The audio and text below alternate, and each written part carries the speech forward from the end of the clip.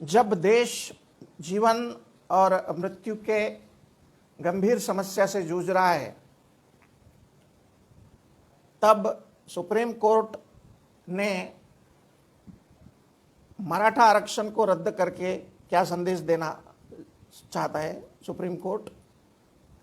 और उसके साथ साथ 7 मई 2021 को हम प्रमोशन के पद कॉमन सीनियरिटी से भरेंगे और आरक्षण बाजू में रखेंगे, ऐसा आदेश देकर महाराष्ट्र सरकार कोरोना से लड़ने के बजाय कौन से अंतर्गत कलह को बढ़ावा देना चाहता है। कई लोगों ने इस प्रश्न का उत्तर देने की कोशिश की, तो मैं भी इस प्रश्न का उत्तर देने की कोशिश करूंगा। आरक्षण, पदोन्नति और वास्तव क्या है। सबसे पहली बात तो मैं सुप्रीम कोर्ट में हस्तक्षेप याचिका करता हूं, और मैंने देखा है कि तकरीबन 2018 से अभी 21 आ गया। बोबडे साहब रिटायर हो गए, लेकिन 19 से लेके 21 तक उन्होंने चीफ जस्टिस करके आरक्षण का कानून और बाकी जो याचिकाएं पेंडिंग है उसके ऊपर सुनवाई नहीं की। तो हम लोगों को ये भी सोचना पड़ेगा कि सुप्रीम कोर्ट आरक्षण के कानून पर सुनवाई क्यों नहीं कर रहा है। दूसरा ये है कि क्या सुप्रीम कोर्ट में हमें आरक्षण के कानून को लड़ते वक्त न्याय मिलेगा क्या। आरक्षण और मेरिट में टकराव क्यों हो रहा है, और सेव मेरिट और सेव नेशन ये मूवमेंट ओपन कैटेगरी के लोग क्यों चला रहे हैं। सब लोग आरक्षण बोलते हैं, लेकिन वाकई कॉन्स्टिट्यूशन में आरक्षण लिखा है या एडिक्वेट रिप्रेजेंटेशन लिखा है, प्रतिनिधित्व। तो कुछ बातें आपको जानना जरूरी है, जो पहली बार मैं बता रहा हूं आरक्षण का हस्तक्षेप याचिका करता करके। तो ये कुछ साल पहले की बात है। जस्टिस बालकृष्णन साहब के कोर्ट में सुनवाई हो रही थी, चीफ जस्टिस ऑफ इंडिया। वहाँ पर भी ये मुद्दा उठाया गया था कि ये जो इंदिरा सावने प्रकरण या कोई और प्रकरण, जो सुप्रीम कोर्ट की एक इच्छा है कि आरक्षण 50% के ऊपर नहीं होना चाहिए, जबकि सच्चाई ये है कि आरक्षण कब का 50% की लिमिट लांघ चुका है। 69% की लिमिट तमिलनाडु और बाकी अन्य राज्यों ने भी इस लिमिट को क्रॉस कर दिया। तो ये 50% की मर्यादा रखे जस्टिस बालकृष्णन साहब के चीफ जस्टिस ऑफ इंडिया के चैम्बर में सुनवाई थी। आमतौर पे होता है कि राज्य सरकार जो यानी प्रिंसिपल पार्टी है, उन्होंने अपनी एक को वकील देना चाहिए था, उनका वकील आया ही नहीं। हमारे वकील इंदिरा जयसिंह और हम वहाँ पर थे, और उनके तरफ से लाखों की फीस लेने वाले वकील थे, और यही मुद्दा उठाया गया है कि Maharashtra has cross the limit of 50% and therefore their application should not be considered. हम इंटरवेनर थे और गवर्नमेंट ऑफ महाराष्ट्र यानी याचिका करता थे। तो आदरणीय चीफ जस्टिस ने सवाल पूछे, और फिर हुआ यूं कि एक बात पे अड़ गए कि क्या वाकई महाराष्ट्र में 50% की आरक्षण की लिमिट क्रॉस की गई। तो हमने कहा नहीं, रिजर्वेशन इन प्रमोशन, यानी मुझे खुद बोलना पड़ा, रिजर्वेशन इन प्रमोशन में 33% है। 13% schedule caste, 7% schedule tribe, 11% DTNT और 2% स्पेशल BC। इन्हीं जातियों के और जनजातियों के समुदाय को 33% का रिजर्वेशन इन प्रमोशन आरक्षण के कानून के तहत दिया जाता है। और वो केस में अरुण जेटली साहब, जो अभी दुनिया में नहीं है, वो भी अपीयर हुए थे ओपन कैटेगरी की तरफ से। उनकी बात को बाजू में रखा गया और हमें कहा गया कि यू गो अहेड, और तब आरक्षण को बचाने में उस वक्त सफल हुए। लेकिन बाद में आरक्षण के कानून की स्क्रूटिनी हुई, और reservation in promotion to all class 1A GR को भी बाद में मैट ने भी अवैध ठहराया, वो अलग की कहानी है। तो महाराष्ट्र में खास करके ओपन कैटेगरी के लोगों में से मराठा समाज, जिसका प्रतिनिधित्व सुप्रीम कोर्ट ने विजय घोगरे ने किया, कोई अन्य ब्राह्मण क्षत्रिय वैश्य ने नहीं किया।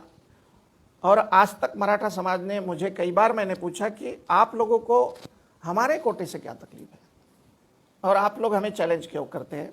हम तो आपको कभी चैलेंज नहीं करते। तो आज तक मराठा समाज ने मुझे हस्तक्षेप याचिका करता करके उत्तर नहीं दिया, मेरा प्रश्न उनको लिमिटेड था कि विजय घोगरे ये मराठा समाज का प्रतिनिधित्व करता है या नहीं, आपने याचिका क्यों डाली। हमने तो कभी मराठा समाज के अगेंस्ट में बोला नहीं। प्रकृति का संघात देखिए और अद्भुत बात देखिए कि मराठा आरक्षण रद्द हो गया। और वो रद्द क्यों हुआ ये आप भी जानते हैं। मैंने अभी तक मुंह इसलिए नहीं खोला कि बाबा साहब कहते थे कि you must be narrow minded when you want to accomplish the goal. आपने अपने बारे में सोचना चाहिए, दूसरों के नहीं। और यही कारण है कि मैं इस मराठा आरक्षण के मुद्दे के ऊपर बात नहीं करता। तो एक एक स्टेप से बात समझ लेते हैं। सबसे पहले मैं आपको बता देता हूं कि हमने महाराष्ट्र में आरक्षण का कानून क्यों बनाया। मैं भी उस प्रोसेस में इन्वॉल्व था। होता यह था उस जमाने में कि 23 मई 1974 के जीआर के अनुसार महाराष्ट्र में फर्स्ट स्टेज ऑफ क्लास 1 तक ही आरक्षण लागू था पदोन्नति में। मराठी में जीआर था।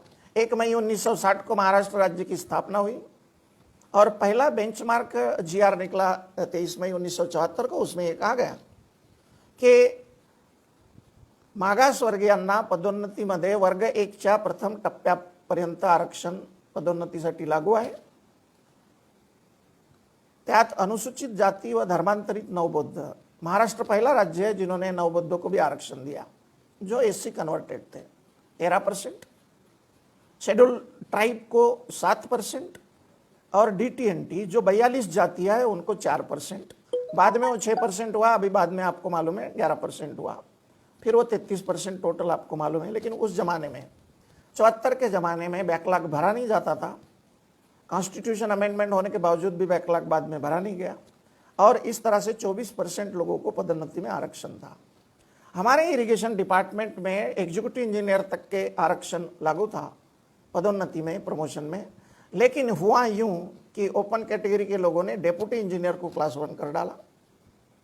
उधर कंजर्वेटर यानी फॉरेस्ट डिपार्टमेंट में छोटे पदों को, कृषि अधिकारी को, तहसीलदार को, तो इन्होंने आरक्षण से पदोन्नति नहीं मिलना चाहिए। ध्यान रखना, हमारा संघर्ष इसके लिए है कि प्रशासन के ऊंची पदों पे हमें सहभागिता मिले, अपॉर्चुनिटी मिले।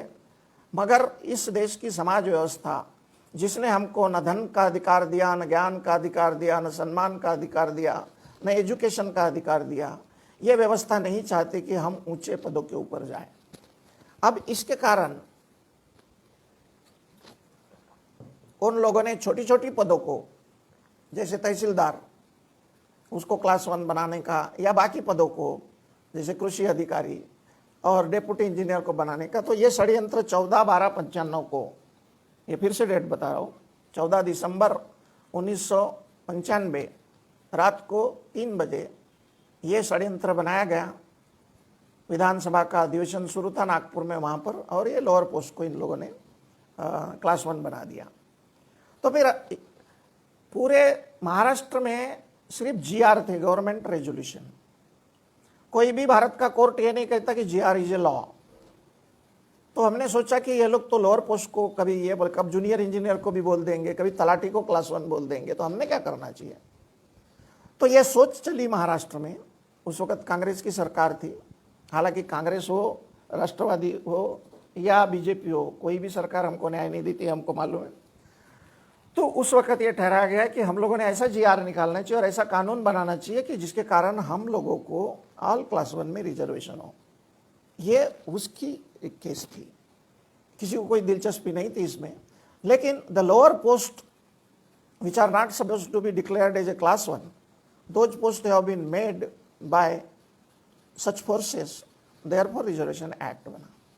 अब रिजर्वेशन एक्ट को इन्होंने चैलेंज क्यों किया, उसका भी एक कारण है। विधि व न्याय विभाग ने यह ऐतिहासिक एक्ट बनाया, हम लोगों ने भी मदद की, और अभी जो आपको मिलता है वो रिजर्वेशन एक्ट, वो 2008 15 जुलाई तक के सुधारित है, यानी मॉडिफाइड। अब इस आरक्षण के एक्ट में ऐसा क्या है कि जिसके कारण पूरे देश में पूरे ओपन कैटेगरी के लोग नाराज हैं, तो वो चीज़ें मैं आपको बता देता हूँ। सबसे पहले तो डेमोग्राफिक परसेंटेज डिसाइड किया गया कि इस परसेंटेज के आधार के ऊपर आरक्षण मिलना ही चाहिए करके। और कहाँ कहाँ मिलना चाहिए, कैसे मिलना चाहिए, क्यों मिलना चाहिए, बैकलॉग क्यों भरना चाहिए, स्थानिक स्वराज्य संस्थाओं के क्या करना चाहिए, आर्टिकल 16(4), आर्टिकल 46, आर्टिकल 335 इत्यादि आर्टिकल्स का निचोड़ निकाल के एक एक्ट बनाया गया। और सबसे बड़ी बात उसमें दो थी, reservation in promotion to all class 1 ये क्लास डाला गया जो भारत में कहीं पर भी नहीं था, और दूसरा स्कोप बढ़ाया गया इन सारी चीज़ों का।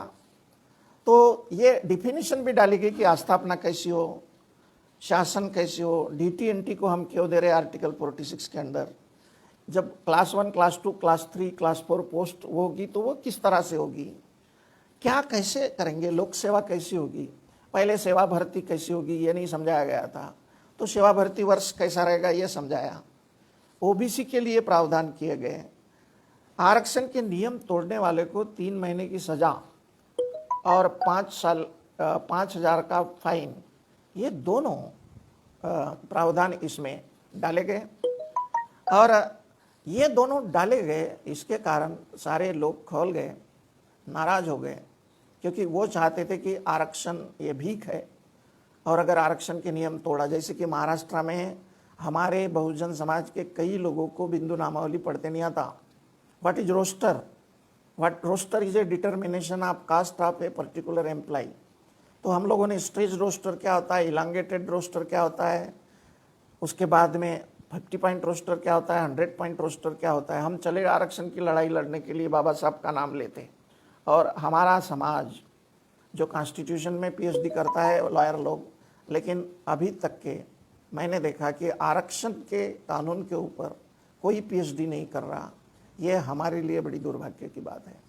तो ये सारे नियम हमने ये बनाए, सजा का प्रावधान किया, बहुत सारी हियरिंग हुई, विलासराव जी देशमुख थे, उन्होंने सहयोग किया, विधानसभा में पारित हुआ कानून, विधान परिषद में, और ये कानून महाराष्ट्र में लागू हुआ।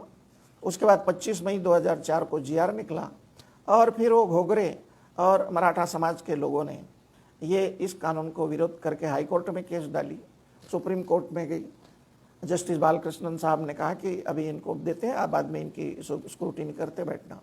और तब तक के तो महाराष्ट्र सरकार वो कितना भी बोले, मैं खुद इस बात का गवाह हूँ, अपना अच्छे से वकील तक नहीं दिया था जो वहाँ प्लीड कर सके। तो फिर हमने ही हमारी डॉक्टर बाबा साहब अम्बेडकर नेशनल एसोसिएशन की तरफ से इंदिरा जयसिंह मैडम को कहा कि आप अपीयर होइए, और उस वक्त थोड़ी ट्रांसलेशन की भी तकलीफें थी, तो हम मराठी के GR को वहाँ ट्रांसलेट करके कुछ बोलने का रहा, तो वो काम सुप्रीम कोर्ट में मैं करता था। अब मैं 2019 से देख रहा हूँ कि सुप्रीम कोर्ट में सुनवाई टाली जा रही है, और ये तो खास करके 18/11/2019 को बोबडे साहब हमारे नागपुर के ये चीफ जस्टिस बने। ये अप्रैल 23, 2021 तक रिटायर हुए, 21 को रिटायर हुए, और अभी तक इनके ज़माने में आरक्षण के कानून के ऊपर सुनवाई टाली गई, और फाइनल हियरिंग नहीं होने के कारण इसका अंजाम आप देख रहे हैं कि 7 मई 2021 को महाराष्ट्र सरकार हम लोगों को बोलती है कि हम कॉमन सीनियरिटी से लोगों को प्रमोशन देंगे।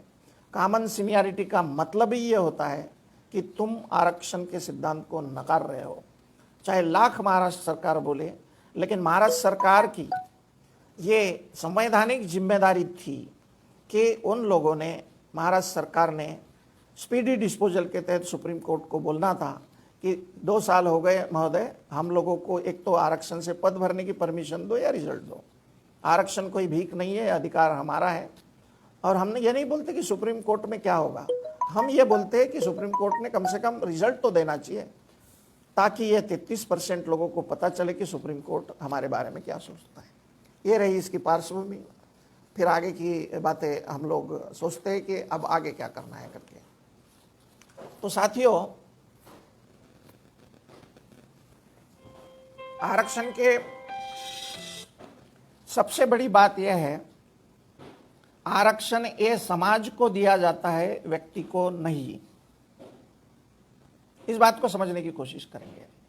सुप्रीम कोर्ट में भी आर्गुमेंट में पिछले 10 साल से मैं देख रहा हूं, यह गलतफहमी हो जाती है कि आरक्षण व्यक्ति को, फिर व्यक्ति की क्रीमी लेयर, फिर व्यक्ति के क्रीमी लेयर में उसको बहुत पैसा मिल गया, अगर उसको अच्छी नौकरी मिल गई तो उसकी आर्थिक स्थिति अच्छी हो गई तो उसे आरक्षण क्यों देना चाहिए। इस तरह के आर्गुमेंट चलते जाते हैं। आर्टिकल 16(4) ए में एडिक्वेट रिप्रेजेंटेशन लिखा है। रिप्रेजेंटेशन यानी हमारे समाज का, हमारे ट्राइब का, हमारे ओबीसी का आरक्षण के धोरण में या पॉलिसी में प्रतिनिधित्व। तो प्रतिनिधित्व ये बड़ा लंबा शब्द होता है। आरक्षण ये एक एक्सेप्टेड वर्ड है, इसलिए लोग आरक्षण करते हैं। तो फिर से बैक जाते हैं। आरक्षण समाजाला मिळते, व्यक्तीला नाही, ये कन्फ्यूजन में सुप्रीम कोर्ट भी है। कई बार व्यक्ति की पूरक बातें कही जाती है। आप ये ध्यान में रखिए, you are getting reservation because you belong to that caste. ये अलग बात है कि फिर आरक्षण लेने के बाद लोग अच्छी अच्छी नौकरी पे चले जाते हैं। भंडार मोहल्ला इंदौरा में रहने वाले ये लोग सिविल लाइन में घर ले लेते हैं और बाद में कहते हैं कि यार भंडार मोहल्ला के लोग तो पढ़े लिखे नहीं है, समाज से नाता तोड़ देते हैं। तो ये बेईमानी से बचना चाहिए, क्योंकि समाज के आप घटक हैं, इसलिए आपको आरक्षण मिलता है। तो आपका टैलेंट, टाइम और ट्रेजर आपने समाज को देना चाहिए। आपको व्यक्ति करके ये आरक्षण नहीं मिलता है, ये ध्यान में रखना चाहिए। तो दूसरा उदाहरण मैं और आपको दूंगा कि पिछले आज़ादी के बाद, यानी हमारा देश आज़ाद हुआ, महाराष्ट्र की स्थापना हुई, अन्य राज्य भी बने, ऐसी कौन सी गलती हो गई कॉन्स्टिट्यूशन में, या ऐसा कौन सा गलत काम हो गया, या कौन सी बात छूट गई, जैसा कि सुप्रीम कोर्ट पॉइंट आउट करता है और हम अमेंडमेंट में जाते हैं, ये अमेंडमेंट करो, वो अमेंडमेंट करो। तो मैं जो अभी कह रहा हूँ वो पहली बार इस देश में बात चलेगी, और वो उदाहरण आप ध्यान से सुनिए। विश्व में एक देश है मलेशिया। मलेशिया में मलय लोग, जिनको भूमिपुत्र बोलते हैं, वहाँ के मूल निवासी है। हम जैसे SC ST यहाँ के मूल निवासी है, वैसे मलय लोग, इंडिजीनियस पीपल वहाँ पर है। तो मलेशिया की जनसंख्या में मूल निवासी 50% के ऊपर है। वहाँ चाइनीज है 24% और भारतीय है 7%। जैसा हमारे देश में SC ST DT NT OBC पे अन्याय होता था, वैसे ही आपको याद होगा कि मलेशिया के ऊपर ब्रिटिश सरकार ने कब्जा कर लिया था, कुछ दिन तक पोर्तुगीज ने कब्जा कर लिया था। तो हमारे देश जैसा ही मलय लोगों को न्याय नहीं मिलता, ना धन, ज्ञान, सम्मान व प्रशासन में सबज्ञा नहीं थी। और ये जो भारतीय लोग 7% वहाँ पर गए, ये काड़ा करने में बड़े उस्ताद थे।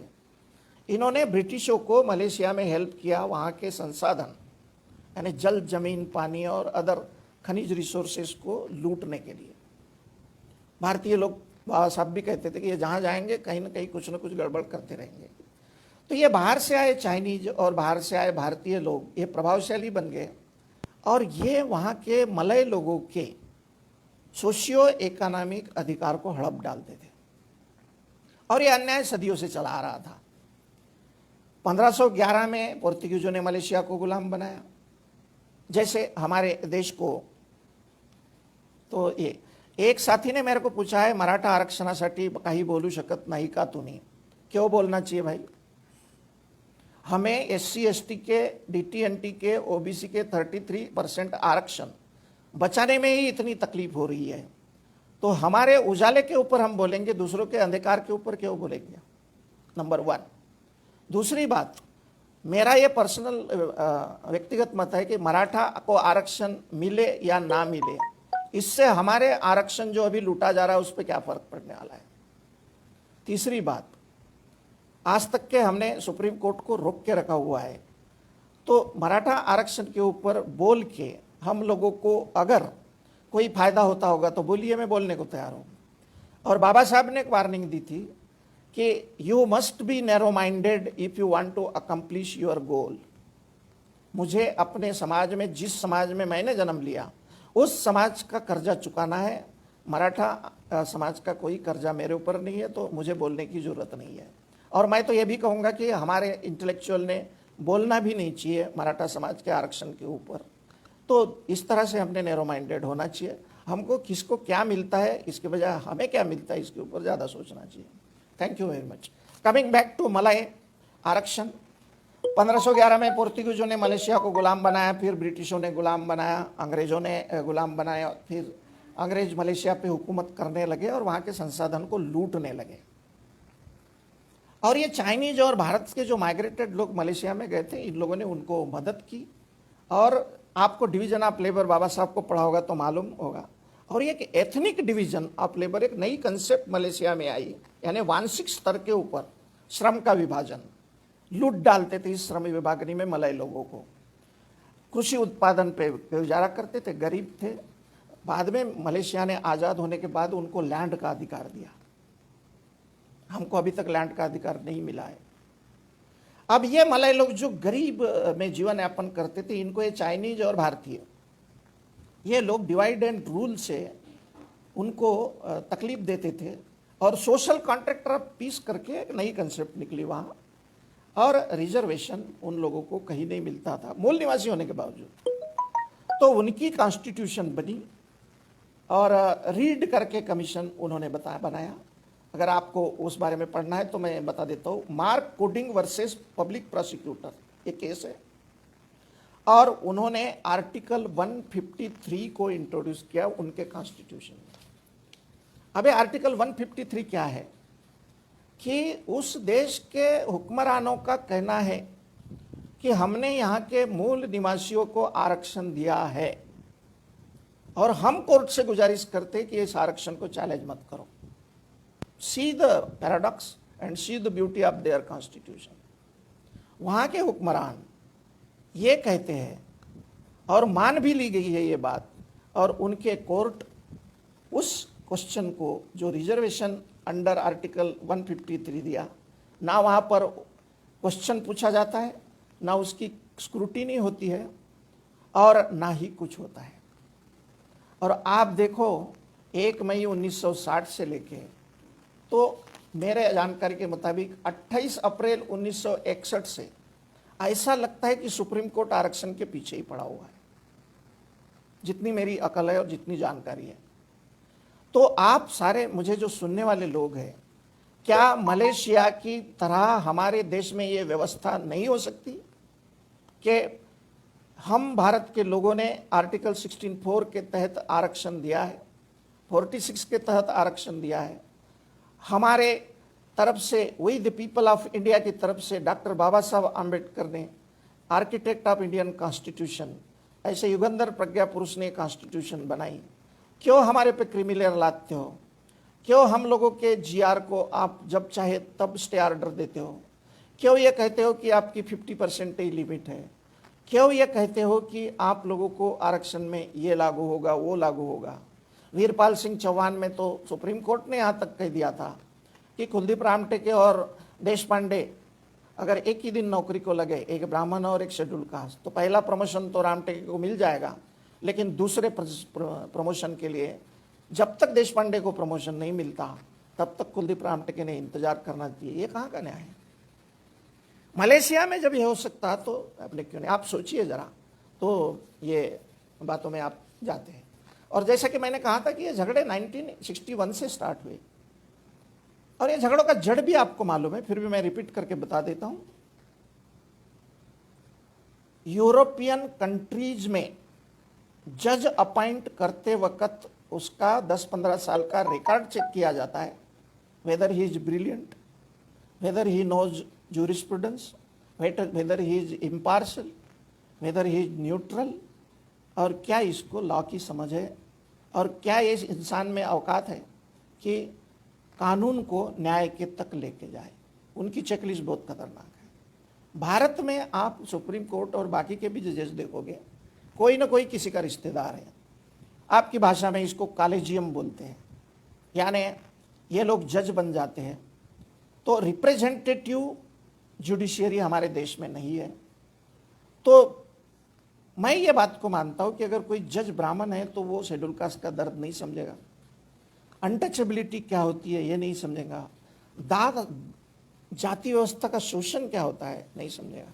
तो मेरा अपना मानना है कि कांग्रेस ने भी अभी तक के, जब तक वो सरकार चलाती थी, तो ये कॉलेजियम सिस्टम बंद करके आईएएस जैसी सिस्टम शुरू करके कॉम्पिटिटिव एग्जाम में पास होने वाले को, और अगर रिजर्वेशन के भी प्रतिनिधियों को ये 25 जज बनाए होते तो आज आरक्षण की हालत ये नहीं होती थी।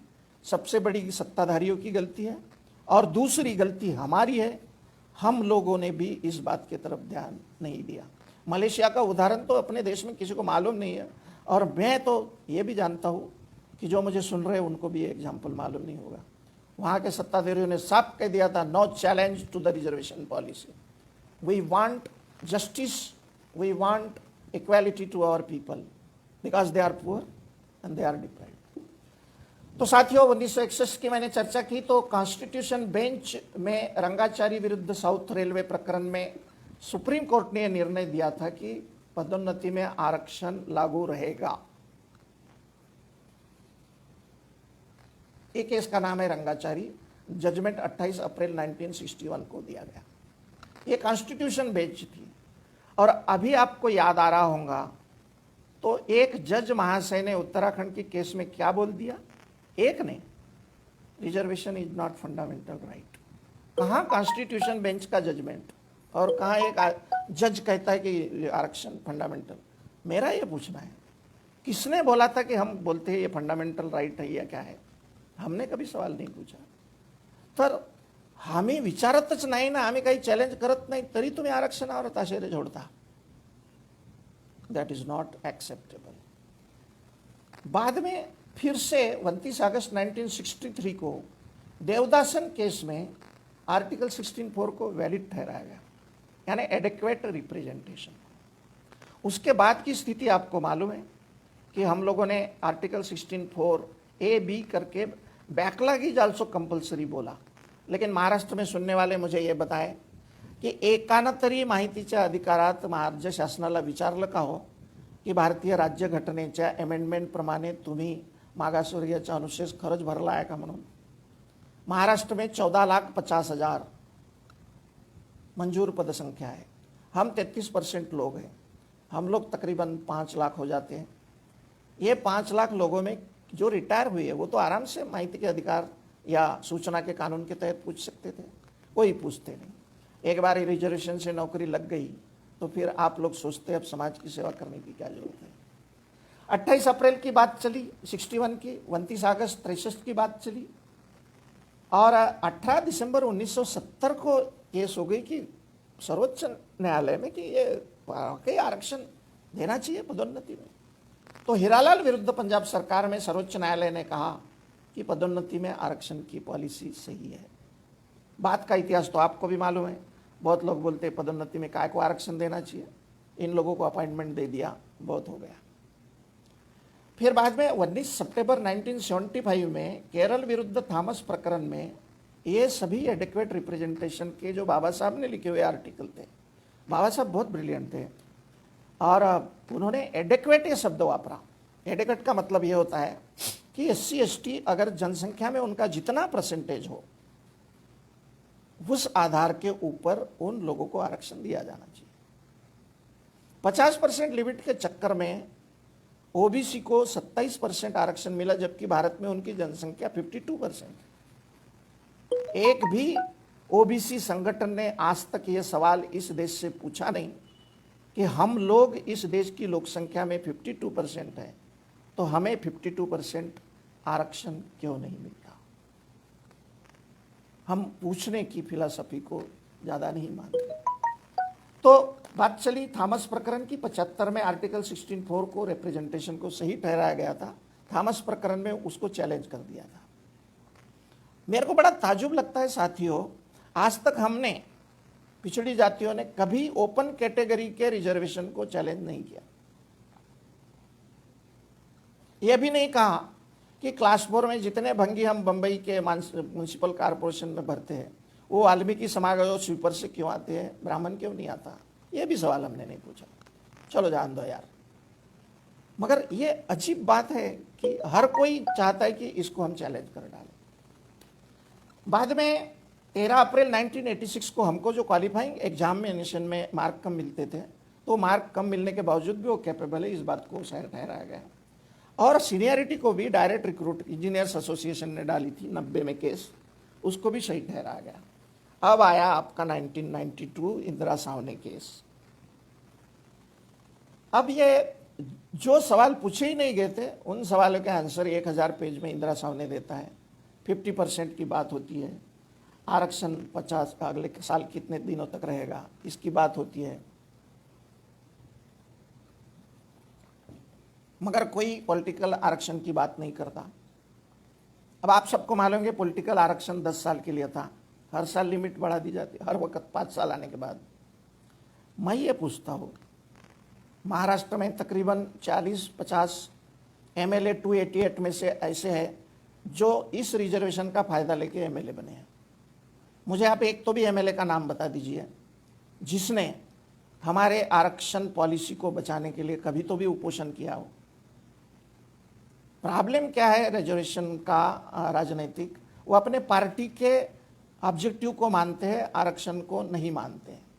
अगर बोलने जाए तो उनके पद खत्म हो जाएंगे। तो मेरी अपनी ही मान्यता है, आप लोगों को क्या लगता है पता नहीं, कि ये राजनीतिक आरक्षण भोगने वाले को एक दिन हमने तमीज सिखाना चाहिए कि हमको तो जरूरत नहीं थी तुम्हारी, ना ही तुम हमारे कोई काम के हो।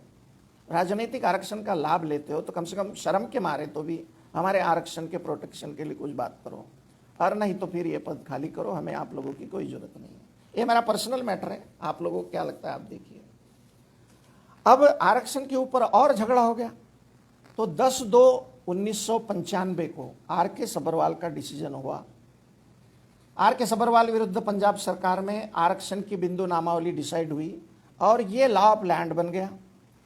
ये लॉ ऑफ लैंड बनने के बाद में आप लोगों को पता है कि पोस्ट बेस्ड रोस्टर शुरू हो गया और वैकेंसी बेस्ड रोस्टर बंद हो गया। रोस्टर के बारे में अभी भी लोगों में कन्फ्यूजन होता है। पोस्ट बेस्ड रोस्टर यानी जो पद की मंजूर पद है कैडर की, उसके ऊपर एक पूरा रोस्टर बनेगा, उसमें परसेंटेज लागू होगा, वो लाल स्याही से लिखा जाएगा और उसको अप्रूवल मिलेगा और उसी के आधार पे पोस्ट भरेंगे। लफड़ा कहाँ हुआ? तो आप पिछले 5 साल से देखो आरक्षण के पोस्ट भरे ही नहीं जा रहे हैं। सैंक्शन पोस्ट कितनी है कोई डिपार्टमेंट डिक्लेयर नहीं कर रहा है, और उसके बाद में सैंक्शन पोस्ट में मैंने देखा है 75% के ऊपर पोस्ट भरते ही नहीं। तो फिर मंजूर पद के ऊपर जो रोस्टर है वो मजाकबाजी बन के रह गया। चाहे लाख आरक्षण के बारे में आप फेवर करो, यहाँ की विषम समाज व्यवस्था और बैठे हुए मंत्रालय में प्रशासक ऐसा कोई फार्मूला निकाल लेते हैं कि आरक्षण का प्रभाव कम हो जाता है, आप नींद में सोए रहते हैं और आपको पता ही नहीं लगता। फिर 17/6/1995 को इंदिरा सावने की अड़चन हमने दूर की और 77th अमेंडमेंट लागू किया और ये कहा कि भाई पदोन्नति में आरक्षण लागू रहेगा। हमको अमेंडमेंट करना पड़ा। ये संघर्ष था सुप्रीम कोर्ट और भारत के संसद के बीच। सुप्रीम कोर्ट कहता है कि आरक्षण का विरोध करता है और फिर हम भारतीय संसद में उसको अमेंडमेंट के द्वारा लागू कर देते हैं। अगर मलेशिया की सिस्टम होती थी तो you cannot challenge this is our decision. संसद ये भारत के 130 करोड़ जनता का प्रतिनिधित्व करती है, और अगर ये 130 करोड़ जनता का प्रतिनिधित्व करते हैं तो सुप्रीम कोर्ट के 4-5 जज बैठ के ये बोलते हैं कि ये कानून गलत है, तो ये बात कुछ डाइजेस्ट होने के लायक नहीं। फिर वीरपाल सिंह चौहान का डिसीजन आया जिसके बारे में मैंने आपको बताया कि भाई ये कॉन्सिक्वेंशियल सीनियरिटी और कैडर सीनियरिटी का झगड़ा हुआ। फिर बाद में इन्होंने 96 में अजीत सिंह जानुजा का ये सुप्रीम कोर्ट में निर्णय सही ठहराया, मगर मेरे पहचान के जस्टिस रामास्वामी उन्होंने जगदीश लाल प्रकरण में सीनियरिटी ऑफ SC/ST को कैडर सीनियरिटी करके सही ठहराया। तो मैं जस्टिस रामास्वामी जी का स्टूडेंट हूँ। मैं उनको पूछा करता था कि सर ये डिसीजन लिखते वक्त आपको कोई तकलीफ तो नहीं हुई आप SC/ST के बारे में? तो उन्होंने कहा, वो मेरे गुरु थे, बोले कुलदीप हमारे समाज को अपॉर्चुनिटी कहाँ मिलती है, अवसर कहाँ मिलते हैं प्रोग्रेस के? तो कैडर में एक बार आप आ गए तो कैडर सीनियरिटी हो सकती। वीरपाल सिंह चौहान में सुप्रीम कोर्ट की गलती हुई थी कि आज तक सुप्रीम कोर्ट ने कभी स्वीकार नहीं किया, और मेरे जानकारी में तो कुछ है नहीं कि सुप्रीम कोर्ट कभी अपनी गलती मानता है। फिर 97 का ज़माना आया। उस ज़माने में महाराष्ट्र में बीजेपी और शिवसेना की सरकार थी और रोस्टर लागू हुआ। तब मैंने महाराष्ट्र सरकार को कहा था कि ये DT-NT को अब कड़ में मत कन्वर्ट करो, तुम्हारे वजह से हमारे शेड्यूल कास्ट में चमार, मातंग और नवबौद्ध और महारो के झगड़े लड़ जाएंगे। किसी ने मेरी बात नहीं मानी। अब देखो अब कड़ में विमुक्त जाति, भटकिया जमाती के 42 जमाती में झगड़े शुरू हो गए और लोग तमाशा देखते हैं। और उनके अबकड की धरती के ऊपर मातंग और चमार कहते कि हमें भी शेड्यूल कास्ट में अबकड लागू करना चाहिए।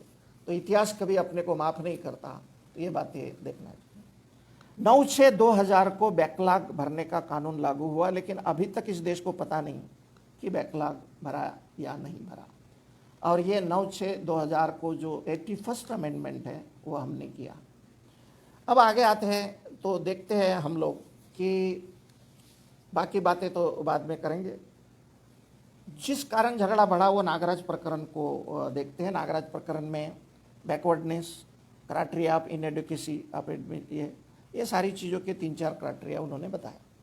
नागराज ये जजमेंट लगा 2006 को।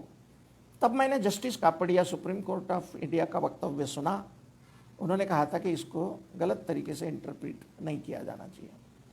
नागराज प्रकरण में जो बातें बताई थी कि जिनको भी आप आरक्षण देते हो क्या वो वाकई पिछड़े हैं, जिनको आप आरक्षण देते हो तो क्या उनका एजुकेशनल स्टैंडर्ड से लेके उनकी इनएडेक्वेसी यानी उनका प्रतिनिधित्व पूरा नहीं है, ये सारे चार्ट आप लोगों ने बनाना चाहिए। Thanks to government of Karnataka कि उन्होंने ऐसे चार्ट बना के अपने प्रदेश में आरक्षण को बचा लिया। उस जजमेंट का नाम है पवित्रा और उसको दिया था ऑनरेबल चंद्रचूड़ साहब ने, जिनका मैं व्यक्तिगत रूप से बहुत सम्मान करता हूँ। और उनके जजमेंट के कारण कर्नाटका का आरक्षण बच गया। उनके ही कमेटी का नाम है रत्नप्रभा कमेटी। उन्होंने जो बुकलेट बनाई कर्नाटका सरकार ने, वो मैंने महाराष्ट्र गवर्नमेंट को दी और कहा कि नागराज प्रकरण के सुप्रीम कोर्ट के आदेश के अनुसार हम लोगों ने ये बुकलेट बना के हमारी सारी चीज़ें सुप्रीम कोर्ट में सबमिट करके अपने आरक्षण को बचा लेना चाहिए। कई दिन गुजर गए, कई महीने गुजर गए। इनको 7 मई 2021 का GR निकालने को टाइम है, लेकिन रत्नप्रभा कमेटी जैसा रिपोर्ट सुप्रीम कोर्ट में सबमिट करके अपने आरक्षण को बचाने के लिए टाइम नहीं है। ये इस महाराष्ट्र की बहुत ही विडंबना चल रही है। मैंने खुद जाके वहाँ उन लोगों की ब्रीफिंग किया कि ये रिपोर्ट कैसे बनाना चाहिए, चार्ट कैसे बनाना चाहिए। ये कम से कम 2-3 महीने का काम था। अभी तक महाराष्ट्र सरकार ने उसको हाथ तक नहीं लगाया। आपने सवाल पूछना चाहिए की रत्नप्रभा कमिटी सारखा अहवाल महाराष्ट्र सरकारला सबमिट करायला काय अडचण आहे। तो ये काम मैं आपके ऊपर डालता हूँ। अब नागराज केस खत्म होने के बाद में आते हैं महाराष्ट्र के ऊपर, जिसको आपको सुनना है। Under article 323A high court, तब राजीव गांधी प्राइम मिनिस्टर थे, तो कॉन्स्टिट्यूशन में एक अमेंडमेंट हुआ और उसमें यह कहा गया कि भाई under article 323A high court service matter देख नहीं सकता, इसलिए मैट यानी स्टेट एडमिनिस्ट्रेटिव ट्राइब्यूनल की स्थापना की गई। विदेशों में भी यह ट्राइब्यूनल का काम है इंडिविजुअल सर्विस मैटर देखना। मगर 28/11/2014 को जस्टिस राजीव अग्रवाल और जस्टिस मलिक ने महाराष्ट्र एडमिनिस्ट्रेटिव ट्राइब्यूनल में आरक्षण के कानून के ऊपर भी बोल दिया और GR जो ऑल क्लास 1 का था उसको भी स्ट्रक डाउन कर दिया और कहा कि यह अल्ट्रा वायलेंस टू कॉन्स्टिट्यूशन है। जितनी मुझे अकल है उसके मान से ट्राइब्यूनल को ये अधिकार नहीं है। ट्राइब्यूनल सिर्फ इंडिविजुअल सर्विस मैटर दिख रही है। किसी की विभागीय चौकसी, किसी के ऊपर प्रमोशन में अन्याय हुआ, किसी के ट्रांसफ़र में अन्याय हुआ। मुझे ये बड़ा अजीब लगता है कि जिस रिजर्वेशन एक्ट को महाराष्ट्र की असेंबली ने पास किया उसी को ही आप गलत ठहरा रहे हो। तो सोचना चाहिए, मगर ये इस देश में होता नहीं। इसमें बाद में हाई कोर्ट में आर्टिकल 14 डिस्कस हुआ कि हर एक को समान कानून लागू है, कोई भेदभाव नहीं, सबकी हैसियत समान। तो क्या इस आधार के ऊपर आरक्षण बराबर है? क्योंकि आरक्षण से तो लोगों को कम मार्क वाले भी सिलेक्ट हो जाते हैं। तो इसमें रूल ऐसा है कि इक्वालिटी है, लेकिन जो अनइक्वल है उनको इक्वल बनाने के लिए जो इक्वालिटी का सिद्धांत लगता है, उस सिद्धांत को लागू करने के बाद जो एब्सोल्यूट इक्वालिटी आती है वो सही मायने में इक्वालिटी होती है। और शाहू महाराज ने इसके लिए कमज़ोर घोड़े का और मजबूत घोड़े को उनकी खुराक खिलाते वक्त वो जो डोमिनेट करते उसका उदाहरण दिया था वो महत्वपूर्ण उदाहरण मालूम है, समय के अभाव में हम जाएंगे नहीं। हाई कोर्ट ने कहा कि भैया तुम्हारा जीआरई इनवैलिड है ऑल क्लास 1 का, लेकिन ये बताया नहीं कि भाई ये कैसे इनवैलिड है। उनका ये कहना है कि ये इनवैलिड है, ऐसे धंधे मत करो, कॉन्स्टिट्यूशन के मान से ये लोग गलत है। हर जज अपने अपने मन से इंटरप्रेट करता है, हम उस इंटरप्रिटेशन में नहीं जाएंगे। लेकिन मैं देख रहा हूँ कि जुडिशियरी बहुत बार आरक्षण के पीछे का सिद्धांत ना समझते हुए अपने जजमेंट दे देती है, तो जुडिशियरी का भी प्रशिक्षण होना चाहिए। अब आखिरी में आते हैं, अभी 9 बज चुके हैं, तो हम लोगों ने अपना एक्शन प्लान बनाना चाहिए कि हमने अब करना क्या है। तो ये एक्शन प्लान शांति से सुन लेंगे। आपके कोई सवाल हो तो उसके भी आंसर मैं दे दूंगा। तो सबसे पहले आरक्षण को बचाने के लिए हम लोगों ने करना क्या है। तो जब भी कोई इंटेलेक्चुअल बोलता है, उसने आरक्षण शब्द बोलने के बजाय प्रतिनिधित्व बोलना चाहिए और इस देश को कुछ सवाल पूछना चाहिए। पहला सवाल यह है कि अगर आप बोलते हैं कि आरक्षण नहीं देना चाहिए, सेवा में भी नहीं, पदोन्नति में भी नहीं, शिक्षण क्षेत्र में भी नहीं, क्योंकि न्यू एजुकेशन पॉलिसी तो फिलैंथ्रोपिस्ट पे डिपेंड है, यानी दयावान धन के सहारे लोगों के ये चलेगा शिक्षण आगे का। न्यू एजुकेशन पॉलिसी आपने भी पढ़ी होगी, मैंने भी पढ़ी है। सरकार के पास पैसा नहीं है, 6% जीडीपी का देना है, वो भी नहीं दे रहे, तो आने वाला समय एजुकेशन के दृष्टिकोण से हमारे लिए बहुत खतरनाक होगा। तो पहला सवाल ये पूछना चाहिए देश को हमने कि अगर आरक्षण नहीं देते हो तो ये 13% लोगों का जिम्मेदारी, एक शेड्यूल कास्ट का उदाहरण दे रहा हूँ, 7% ट्राइबल का, इनको एजुकेशन सर्विसेज कौन देगा। मैं इंटरव्यू बोर्ड पे खुद काम कर चुका हूँ, अगर जात पता रही तो नौकरी नहीं मिलती है, मेरा अपना अनुभव है। दूसरा सवाल ये पूछना चाहिए शॉर्ट टर्म में कि मलेशिया में आरक्षण के कानून को, मलय लोगों को प्रोटेक्शन है सरकार का, कोर्ट का भी, उनको लैंड दी गई है। भारत में क्यों मलेशिया जैसा कानून लागू होके उसे प्रोटेक्शन नहीं दिया जाता। तमिलनाडु ने जब 69% रिजर्वेशन दिया, डायरेक्ट शेड्यूल 9 में डाल दिया। अभी भी सुप्रीम कोर्ट परेशान है कि इनका करे तो क्या करे। शेड्यूल 9 का मतलब ये होता है कि अब ये प्रोटेक्टेड है, इसको कहीं चैलेंज नहीं कर सकते। अब आगे की अलग बात है। तो ये एक सवाल आया है कि does quantifiable data necessary for SC and ST why. The answer is that the indicator and benchmark established by Honorable Supreme Court of India in case of Nagaraj are requiring such type of all data. So again there is a scope. We can request Supreme Court ki which data you will require now, so that can be done. So far as Ratnaprabha committee is concerned, every data, educational level, poverty level, then particularly household, whether there is a pakka makan or kacha makan, what percentage illiteracy is there, how many people are getting employment in private sector. आज तो मैंने private sector में reservation क्यों हो इसके ऊपर बात भी नहीं की। तो ये सवाल का आंसर ये है कि क्वांटिफाइबल डाटा हम लोगों को देना ही चाहिए और ये देने में अपने को कोई अड़चन नहीं है। अपने पास में 1 मई 1960 से लेके आज तक का डाटा अवेलेबल है। दूसरा एक सवाल पूछा गया था, वो ऊपर चला गया, कुछ मुझे दिखाई नहीं दे रहा है। हेलो, एक सवाल था, फिर से रिपीट करो तो उसका आंसर मैं दे दूंगा। तो मलेशिया जैसा अपने रिजर्वेशन क्यों देना चाहिए। दूसरा, राजपत्रित अधिकारी संगठन के कुलथे करके पदाधिकारी है, मैं उनसे कई बार बात किया। उन लोगों ने कभी नहीं कहा कि आरक्षण को ठीक से लागू करना चाहिए। एक उदाहरण दे रहा हूं मैं खुद इंजीनियर हूं और हमारे इंजीनियरिंग महासंघ ने कभी नहीं आरक्षण को प्रोटेक्ट किया। तो मेरा ये रिक्वेस्ट है कि SC, ST, DT, NT, OBC और स्पेशल BC के सभी कर्मचारी अधिकारी जो ओपन कैटेगरी के सभी संगठन के एसोसिएशन के महासंघ के पदाधिकारी है, उन लोगों ने तुरंत त्यागपत्र देना चाहिए और ये सीधा सीधा बोल देना चाहिए कि हमारे आरक्षण को अगर आप प्रोटेक्ट नहीं करते तो हम तुम्हारे संगठन में क्यों रहे। जितने ज़्यादा लोग राजीनामे या त्यागपत्र देंगे उन संगठनों के विथ वैलिड रीजन, तो उतने वो कमज़ोर होंगे और आरक्षण के खिलाफ मोर्चे बांधनी नहीं करेंगे और ये जरूरी है, क्योंकि ओपन कैटेगरी ने ये कभी नहीं कहा इन महासंघों ने कि भाई आप शेड्यूल कास्ट को भी आरक्षण के तहत नौकरियां दो। उल्टे ये कहते हैं कि कॉमन सीनियरिटी से सबको आरक्षण दो। तो मेरी गुजारिश है कि हमारे सारे पदाधिकारियों ने, we do not need your organisation, we will form our own organisation कह के आप लोगों ने उसका विरोध करना चाहिए। दूसरी, रिजर्वेशन इन प्राइवेट सेक्टर पे आज समय के अभाव में बात नहीं हुई, लेकिन रिजर्वेशन इन प्राइवेट सेक्टर पर हमने एक राष्ट्रीय स्तर के ऊपर फोरम स्थापित करना चाहिए।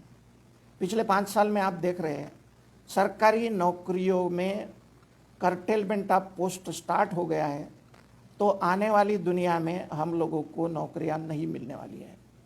तो राष्ट्र के संसाधन, राष्ट्र की एनर्जी और यहाँ का प्रॉफिट सरकार के पास, केंद्र सरकार के पास 50 अरबपतियों के 68,000 करोड़ माफ करने के लिए पैसा है। इसी का आधार लेके और आर्टिकल 39 का आधार लेके, आर्टिकल 39 का मतलब ये होता है कि देश में ऐसी व्यवस्था हो कि गरीब और अमीर के बीच की खाई खत्म हो जाए। तो ऐसी व्यवस्था के तहत आप लोगों ने रिजर्वेशन इन प्राइवेट सेक्टर पर राष्ट्रीय इंटेलेक्चुअल फोरम अपने स्थापित करना चाहिए। आपने एक सवाल पूछा है विवेकानंद गायकवाड़ ने, कैन स्टेट गवर्नमेंट और सेंट्रल गवर्नमेंट और parliament give reservation for single caste 13%? Answer is no, but there is a provision under article 16(4) कि adequate representation for SC/ST is applicable. DT&T को हमने इसलिए दिया कि राज्य को ये अधिकार था, अब तो उसके भी चैलेंज कर रहे हैं, तो राज्य को ये अधिकार था कि अन्य जातियों को भी या जमातियों को भी वो दे सके। DT&T का क्या हुआ था, 1936 में क्रिमिनल ट्राइब एक्ट लागू हुआ और गुनहगारी कायदे के कारण सारी जमात को ही गुनहगार ठहरा दिया, न उनको पढ़ने का अधिकार, न सम्मान से जीने का अधिकार। तो ऐसी जातियाँ आज़ाद भारत में स्वाभिमान से जीने के लिए भारत ने ठहराया, तो उन जातियों को भी रिजर्वेशन मिले। इसलिए आराम से वो रिजर्वेशन चालू था 1974 के बाद, अभी उसको चैलेंज किया गया घोगरे के केस में। क्या वाकई जज आरक्षण का गलत इंटरप्रिटेशन करता है या जानबूझ कर करता है? आंसर इज दैट मैट को अधिकार नहीं है, इसलिए जानबूझ के तो मैं तो बोलूँगा ही। कई बार आपने देखा होगा कि हाई कोर्ट के जजमेंट को सुप्रीम कोर्ट पलट देती है। इसका मतलब ये नहीं कि हाई कोर्ट गलत है, लेकिन आरक्षण के मामले में जब तक रिप्रेजेंटेटिव जुडिशियरी नहीं है तब तक सही इंटरप्रिटेशन नहीं करेंगे। ये मैं अपने अनुभव से कहता हूँ, वो गलत इंटरप्रिटेशन करते या नहीं इससे मुझे कोई लेना देना नहीं है। बट जजमेंट देते वक्त कोर्ट को भी और हमको भी ये लगना चाहिए कि हमारे ऊपर कोई अन्याय नहीं हुआ। लॉ का एक सिद्धांत है साथियों, दासु भगत साहब ने सवाल पूछा है, लॉ का एक सिद्धांत है कि अगर मैं कोर्ट में हार भी गया तो मुझे ऐसा लगना चाहिए कि जज ने सही निर्णय दिया, मुझे ऐसा नहीं लगना चाहिए कि ये गलत निर्णय दिया। दूसरा उन्होंने पार्ट पूछा है कि जानबूझकर ऐसा करते हैं। तो आरक्षण जब तक दिल से नहीं समझा जाए तब तक के ये विवाद कहिए या ये संघर्ष चलता रहेगा। तो अभी आपको मैंने 2 बातें बताई, रिजर्वेशन इन प्राइवेट। अब देखो 33% महिलाओं को रिजर्वेशन है, बाद में यहाँ पर भी है schedule caste, schedule tribe, DT&T में। अभी मैं पिछले 15 साल से देख रहा हूँ कि सब लड़ाई पुरुष लड़ रहे हैं, SC/ST, DT&T, महिलाओं का सहभाग नहीं है। ठीक है, उनके पास प्रज्ञा ठाकुर है, कंगना राणावत है, हमको नहीं चाहिए ऐसे लोग, लेकिन हमारी महिलाओं ने तो ये तो बोलना चाहिए ना कि भाई हम भी इस लड़ाई में उतरते हैं। तो ये उन लोगों ने इस बात को आगे करना चाहिए। दूसरा, बीजेपी ने हमको अगर हमारे आरक्षण को विरोध किया तो हम कांग्रेस के पास चले जाते हैं, फिर नितिन राउत साहब के पास जाते हैं, वर्षा गायकवाड़ के पास जाते हैं। बाबा साहब ने साफ लफ्जों में आपको मराठी में कहा, तुम्ही लांडग्याच्या भीतीनं तरसाच्या कळपात कशाला घुसता हो म्हणे। क्योंकि आरक्षण का जितना बर्बादी कांग्रेस के जमाने में हुई उसी को कंटिन्यू बीजेपी ने किया। ये लोग मलेशिया जैसा, ये तो 153 आर्टिकल काफी पहले ऐड हुआ था ना मलेशिया में। ये लोग सुप्रीम कोर्ट में कॉलेजियम सिस्टम के बजाय IAS जैसी सिस्टम कांग्रेस लागू कर सकती थी ना, सालों साल राज किया, क्यों नहीं किया? तो बाबा साहब का एक कथन ध्यान में रखो, और इसमें आप ध्यान में रखो कि हमें बीजेपी से कोई लेना देना नहीं, कांग्रेस से भी कोई लेना देना नहीं, क्योंकि इन दोनों की गलतियों की सजा हम भोग रहे हैं, सत्ताधारियों की। तो हमने ये बिगर राजकीय लड़ाई आरक्षण की लड़ना चाहिए, ये मेरा कहना है। अगर आप किसी भी पार्टी के पास जाओगे तो वो अपना यूज कर लेंगे और हमें कुछ नहीं मिलेगा। अधिकांश राज्यों ने 50% के लिमिट को क्रॉस कर दिया, तो हमने पूरे देश को ये बताना चाहिए 50% का कोई लॉजिक नहीं है, और इसके ऊपर हमारे देश में संघर्ष नहीं लेकिन परिसंवाद होना चाहिए। आप ध्यान से देखो कि ये नई पीढ़ी हमारे आरक्षण के संघर्ष में उतर ही नहीं रही है।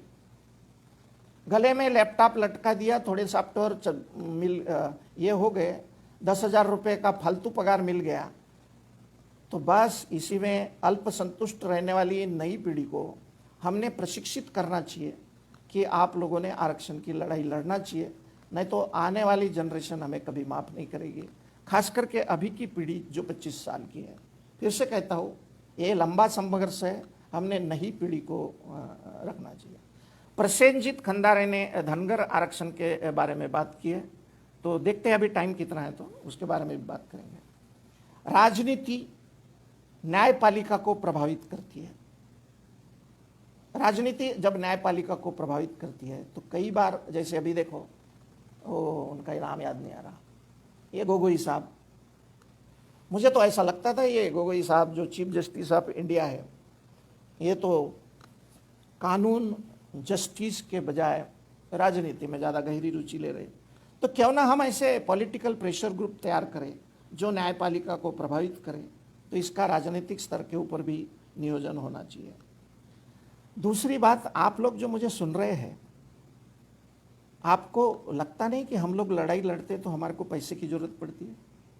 आप में से किसी ने भी मुझे पैसे नहीं दिए, मैं रिटायर हो चुका हूँ। एक एक वकील घोघरे 5-5 लाख रुपए फीस का लगाता है, और मेरे वकील एडवोकेट ऑन रिकॉर्ड को देने के लिए हमारे पास doctor Baba Saheb Ambedkar national association of engineers ने जो कुछ पैसा दिया था वो छोड़ के मैं अपने जेब से टिकट निकाल के जाता हूँ।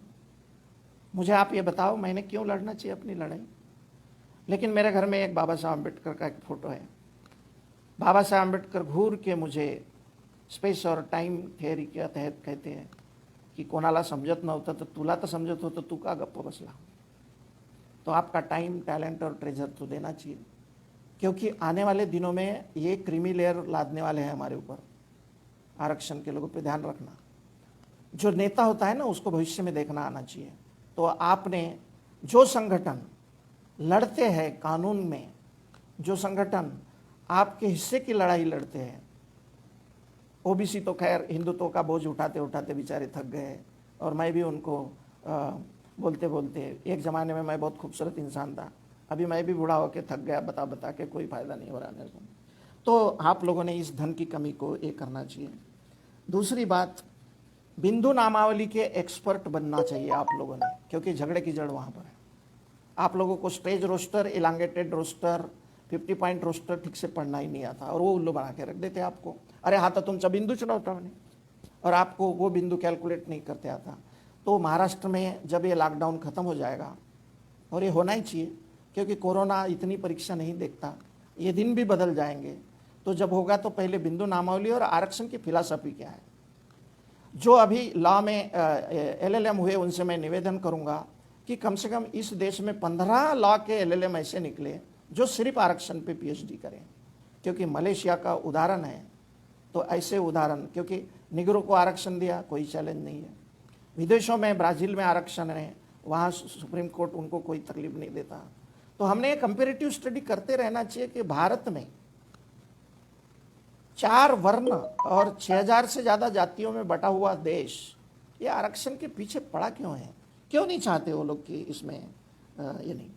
और दूसरी बात, अंतिम बात कल के मैं बैठता हूँ चुपचाप, कि आरक्षण का कानून तो बन गया, लेकिन हमने महाराष्ट्र सरकार को बोलने के बावजूद भी नियम नहीं बनाए। तो ये नियम बनने चाहिए, इसके लिए आपने सरकार को लिखना चाहिए। और आपने देखा है कि सरकार के बहुत सारे मिनिस्टर को आरक्षण का इतिहास नहीं मालूम, what is that philosophy is मालूम, ये करना चाहिए। आपने ये कहा कि true followers of the doctor Ambedkar must be elected as MP, those who are elected through BJP। तो दूसरे पार्ट से मैं सहमत नहीं हूँ, लेकिन ये पहले पार्ट से सहमत हूँ। और एक उदाहरण देता हूँ, हमारा प्रतिनिधित्व करने वाला इंसान कम से कम रामदास आठवले जैसा एक एवरेज स्तर का इंसान तो नहीं होना चाहिए। हम अपने आप को बाबा साहब के फॉलोअर बनते हैं, तो उस लेवल का इंसान कि खुद ही को कर बुलंदी इतना कि हर तकदीर से पहले खुदा बंदे से पूछे कि बेटा तेरी रजा क्या है, तब हमारा ना बिकने वाला समाज बनेगा। तो वेरी